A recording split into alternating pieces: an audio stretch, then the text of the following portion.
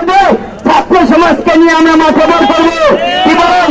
তাই আমি বলতে চাই, শিক্ষকদের নিয়ে তাল বাহানা চলবে না, চলবে না। বাড়ি বাবার ন্যায্য দাবি, রাজপথে শিক্ষক কেন, প্রশাসন জবাব চাই। রাজপথে শিক্ষক কেন, এক দফা এক দাবি, জাতীয়করণ জাতীয়করণ, বাড়ি বাবার ন্যায্য দাবি মানতে হবে, মানতে হবে। আবু সাইদ মুগ্ধ,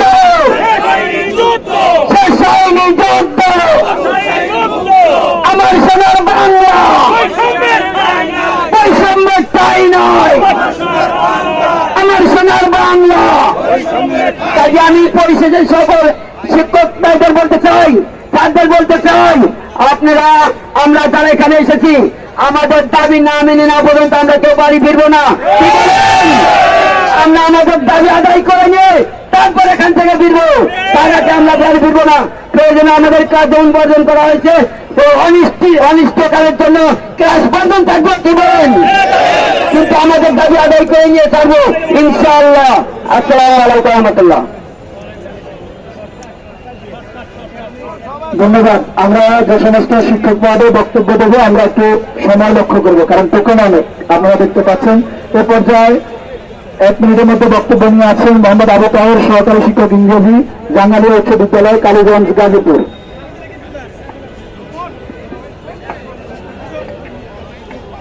বিসমিল্লাহির রহমানির রহিম। কেন্দ্রীয় শহীদ মিনারে উপস্থিত সমগ্র বাংলাদেশ থেকে আগত শিক্ষক মন্ডলীদেরকে আমি আন্তরিক অভিনন্দন জানাচ্ছি। আজকে এই হাজার হাজার শিক্ষক, তারা শ্রেণীকক্ষে থাকার কথা ছিল।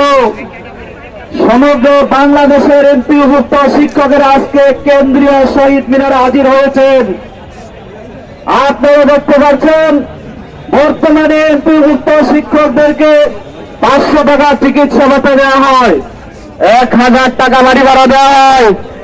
আজকে যারা সরকারি ঊর্ধ্বতন কর্মকর্তা আছেন, সচিবালয় মন্ত্রণালয় থেকে বাংলাদেশের সমগ্র এমপি মন্ত্রী যারা হন, আপনাদের বাড়ি গাড়ির কোনো অভাব থাকে না।